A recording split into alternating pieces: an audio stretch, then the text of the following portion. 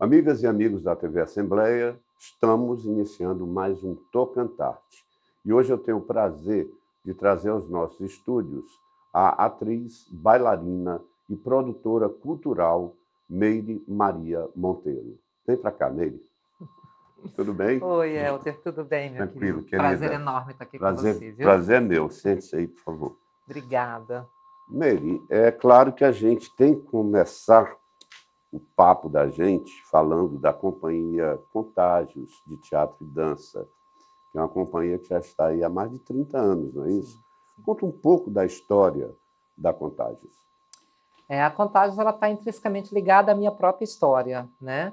É, todos sabem, eu comecei aqui no Tocantins, eu já cheguei aqui coreógrafa e bailarina, eu vim para trabalhar no Tocantins por 3 meses somente, porque eu tinha acabado de ganhar um grande festival internacional de dança, em primeiro lugar como coreógrafa, e ganhei bolsas de estudo para Cuba e Nova York, e vim aqui para trabalhar 3 meses. À época tinha um incentivo financeiro muito bacana, Uhum. e eu poder cumprir minhas bolsas de estudo.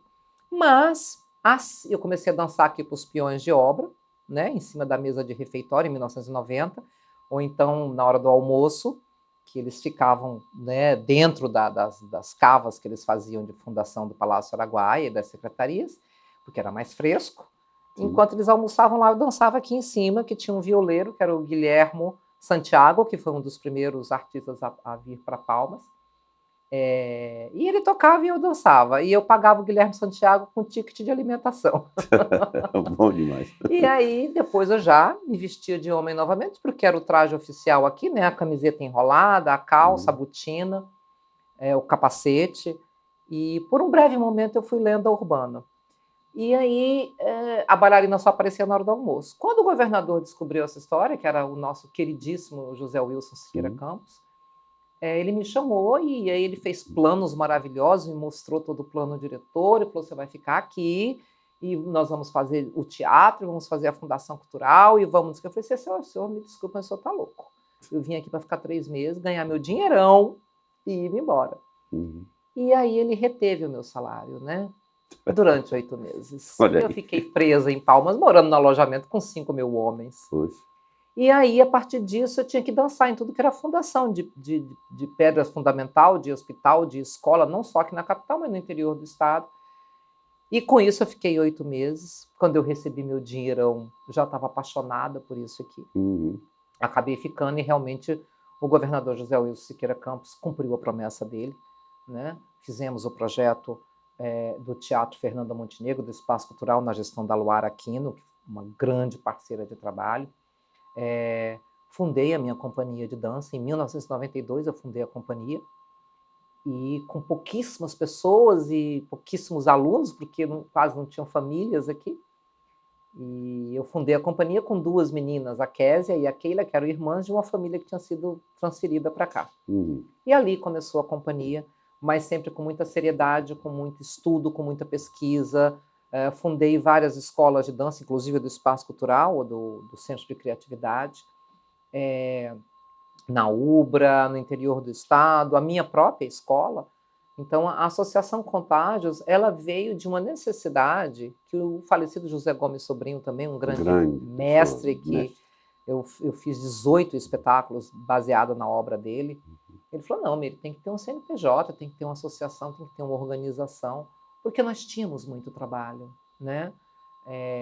E, enfim, a Associação Contágios, ela se transformou numa companhia de verdade, depois numa escola, e hoje nós estamos aí com mais de 30 anos. Ano passado nós lançamos um livro pela Associação Ninho. Um belo livro que você, inclusive, me presenteou.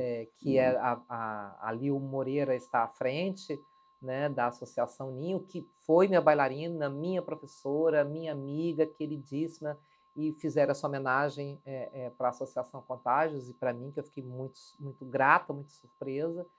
E assim, acho que são poucas companhias do Brasil que têm condições de lançar um livro com tanta história.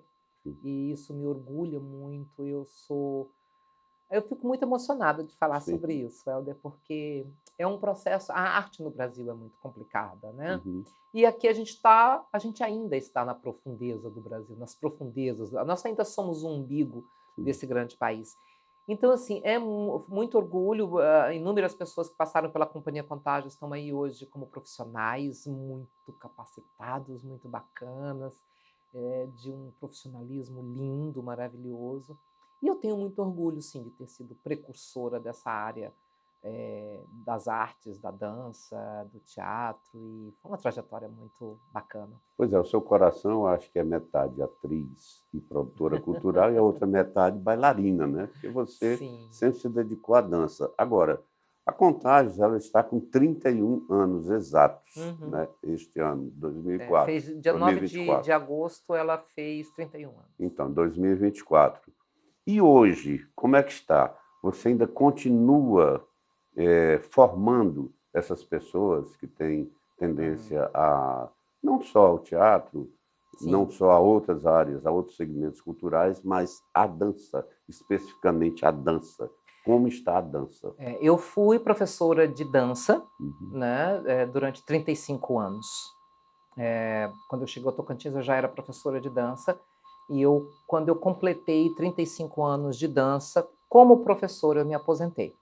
Até porque o corpo da gente, que é o nosso grande capital, né? A carreira de uma bailarina e de uma professora de dança, ela é mais curta, mas assim, eu até que tenho a agradecer, porque eu dancei até os meus 44 anos, 45 anos, né? E sendo professora.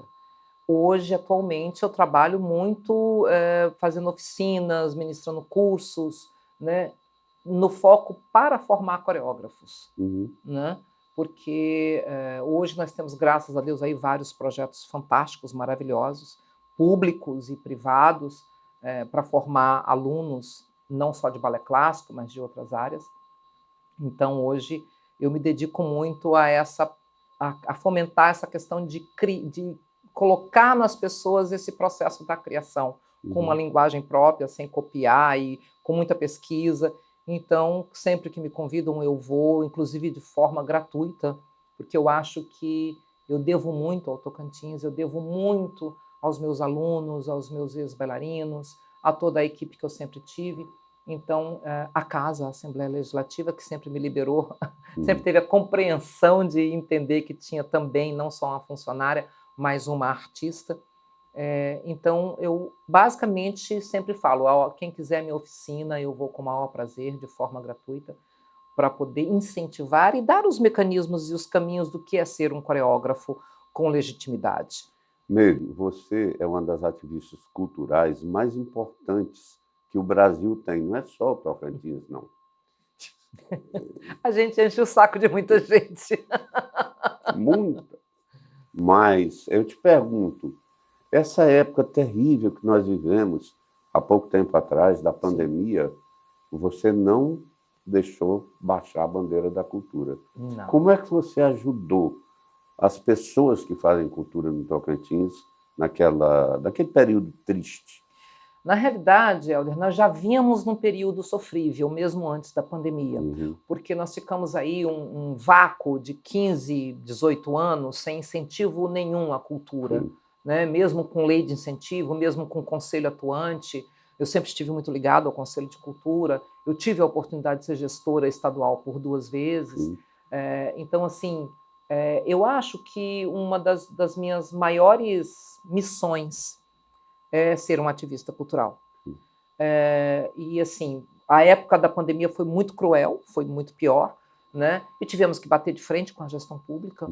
E eu tive grandes companheiros ao meu lado, me ajudando nesse embate e nessa luta. Agradecer muito ao doutor Álvaro Manzano, do Ministério Público Estadual, que sempre teve a legalidade e a transparência ao seu lado, nos ajudou bastante, porque senão nós teríamos devolvido 18 milhões de reais à época, né? Então lutamos muito, junto com outros grandes companheiros, Cícero Belém, Luar Aquino, Eva Pereira, enfim, nós tivemos muita gente que nos ajudou e a gente estava à frente segurando isso para a coisa não cair. Passado esse momento da pandemia, estamos nós novamente agora com a Lei Paulo Gustavo chegando, que ainda é um recurso pandêmico, né? Acabamos de ter o lançamento do edital da Lei Paulo Gustavo. Ainda estamos meio que caminhando a solavancos, porque a pandemia foi muito terrível, né? Terrível. E aí a gente está tentando se reestruturar agora, nesse momento, e aí eu continuo o meu trabalho de ativismo através, hoje, das caravanas legislativas. Então, nós vamos conversar isso aí neste programa de hoje ainda, que agora nós temos que ir para o segundo bloco, tá bom? Ok, obrigada. Bom, hoje eu estou conversando com a bailarina, a atriz, a ativista cultural, produtora cultural, Meire Maria Monteiro. Nós voltamos já já.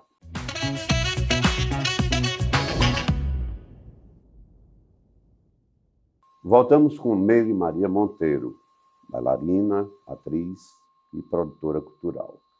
Meire, você que já vive há tantos anos no Tocantins e sempre levantando a bandeira da cultura, já foi gestora cultural no Estado, né? Como é que você compara aquela época de você, Meire, gestora cultural, com a época de hoje? Como é que está a cultura no Tocantins? Helder, eu acho que nós avançamos, evidentemente, né? A classe cultural do Tocantins, ela é fantástica, ela é maravilhosa, né? Apesar de todas as dificuldades que temos, acabei de circular aí o interior do estado do Tocantins, ainda temos gigantescas dificuldades. Mas a classe artística do Tocantins, ela tem uma consciência absurda de que está contribuindo com o futuro, né? Então nós temos inúmeras pessoas que fazem muito pela cultura tocantinense. Mas eu costumo falar que antes nós fazíamos mais. Sim. Fazíamos muito mais, porque nós tínhamos a sensibilidade da gestão pública, nós tínhamos o incentivo, nós tínhamos a condição de haver investimentos na cultura de uma maneira mais poupuda, mais firme, né? Então, eu não sei explicar esse fenômeno, por que acontece isso, mas há alguns anos atrás nós fazíamos muito mais. Tanto é que Palmas era o corredor da produção cultural, se chegou a se transformar no corredor da produção cultural do Brasil. Nós fizemos a ligação de uma parte do país com a outra. Então, nós tínhamos aqui de Bibi Ferreira a Fernanda Montenegro, nós tínhamos tudo, de Genésio Tocantins, a Maestro Júlio Medalha, de Meire Maria, a Balé Bolshoi, nós tínhamos tudo acontecendo. Teve épocas que a gente não dava conta da agenda cultural, de cumprir a agenda. O grande lance do visionário que foi José Wilson Campos, né? Nosso eterno governador. Ele começou a construção de Palmas por um teatro. Por um teatro, exatamente. Então, só isso. Qual foi a grande obra para a capital, né? A época que estava sendo formada? O Espaço Cultural José Gomes Sobrinho, o Teatro Fernanda Montenegro, né? Trazer a própria Fernanda Montenegro para fazer a inauguração, ficar conosco aqui uma semana. Então, nós chegamos a ser um grande corredor da cultura brasileira, onde nenhuma grande produção se atrevia mais a deixar de passar pelo Tocantins para poder chegar ao Nordeste e ao norte do país. Então, eu não sei, sinceramente, eu acho que a gente foi minguando. Temos grandes expressões, grandes talentos, grandes nomes, mas que hoje a gente percebe que há um ostracismo, uma lentidão, uma falta de visão até, eu digo, e de sensibilidade para apoiar tanta arte e tanta gente talentosa. Você acabou de citar o Teatro Fernanda Montenegro, que ficou muito tempo parado, de portas fechadas, 5 anos. É tempo demais. E agora parece que o município reagiu. Como é que você está recebendo essa notícia? Eu recebo com muita alegria, apesar de achar que foi tardiamente, porque aí o local vai se depreciando mais ainda, né? Vai se desgastando. Eu concordo com você, 5 anos é tempo demais para o único grande teatro do estado estar fechado. Dona Fernanda Montenegro sempre foi muito triste com isso, né? Mas, enfim, parece que vão fazer a reforma, e aí eu recebo com muita alegria a possibilidade de voltar a pisar os pés naquele teatro, que eu não sei se você sabe, Helder, é o maior da região norte. É o maior, sei disso. E de uma capacidade técnica, com aquelas escamas todas, né? Com todo aquele fosso maravilhoso. Foi muito bem construído o Teatro Fernanda Montenegro na questão técnica. Então, assim, eu recebo com muita alegria e renovo as esperanças. Há uma renovação de esperança, né? Pois é, eu não sei por que isso, num programa anterior, até comentei isso com o Cacá Nogueira, por que que não existem teatros, não existem mais casas, Sim. como o Teatro Fernando Montenegro, ou casas até maiores, porque Palmas comporta uma casa de 1000 lugares, comporta, você sabe disso? Por que não existem casas assim em municípios, pelo menos os maiores, como Araguaína, Gurupi, Porto? Exatamente. Por quê? Olha só, e o teatro, ele agrega tanto valor à comunidade. Muito. Ele evita tanta coisa, né?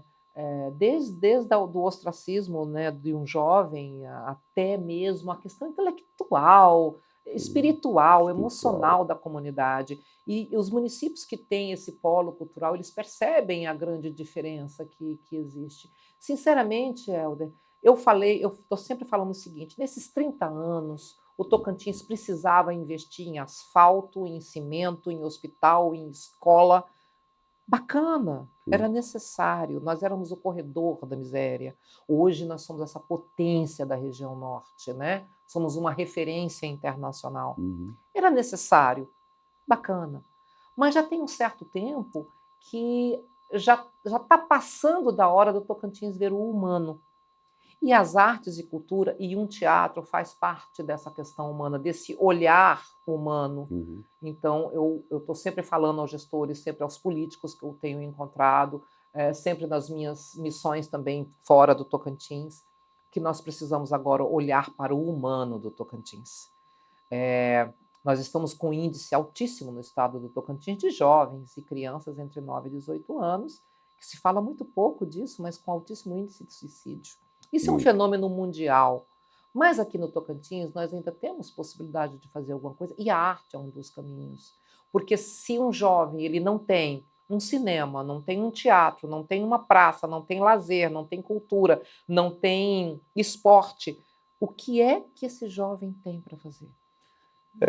Ir atrás de droga, ir atrás de coisas ruins, né? O que a gente vê aí todo dia. Então, sinceramente, eu vou até aproveitar seu programa, Helder, que eu sei que tem uma audiência maravilhosa e de grandes cabeças do Tocantins, para solicitar que tenham essa sensibilidade, construam anfiteatros, por exemplo, o anfiteatro da Praça de Taquarussu, minúsculo, mas ali é um movimento tão bacana, acontece tanta coisa bacana, de uma forma democrática, de uma forma de acessibilidade. Então, eu estou sempre pedindo aos gestores, tenham essa sensibilidade, marquem a sua gestão com a construção de um anfiteatro, de um teatro, de um auditório, que seja, e entrega para a comunidade, porque aí ela sabe usar. Tomara Deus que os gestores escutem a sua voz, a voz da experiência em cultura. E esse apelo que a Beire acabou de fazer aqui é muito válido, porque é exatamente isso.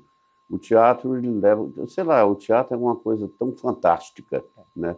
Que, pelo amor de Deus... E para o teatro ser praticado, ele necessita de casas onde se pratique isso. Eu falo que são 2 equipamentos que modificam uma comunidade, né? Uma quadra de esportes, equipada, evidentemente, não largada por aí no meio das praças sem iluminação, como temos muitas, e um teatro. Isso modifica profundamente o caminho dessa comunidade, né? E essa sensibilidade, Helder, eu acho que se dá ao fato de alguns, ou a maioria dos nossos políticos, às vezes, não conhecerem exatamente a realidade desse gigantesco Estado. Você está certíssima. Aqui na Assembleia Legislativa tem, aliás, a Assembleia Legislativa no seu todo tem feito algumas gestões em benefício da cultura, né? E no bloco seguinte, nós vamos conversar a respeito de um trabalho fantástico que foi feito pela Casa Legislativa, através da Escola do Legislativo, que, inclusive, a Meire Maria participou ativamente disso, tá? Nós voltamos já já.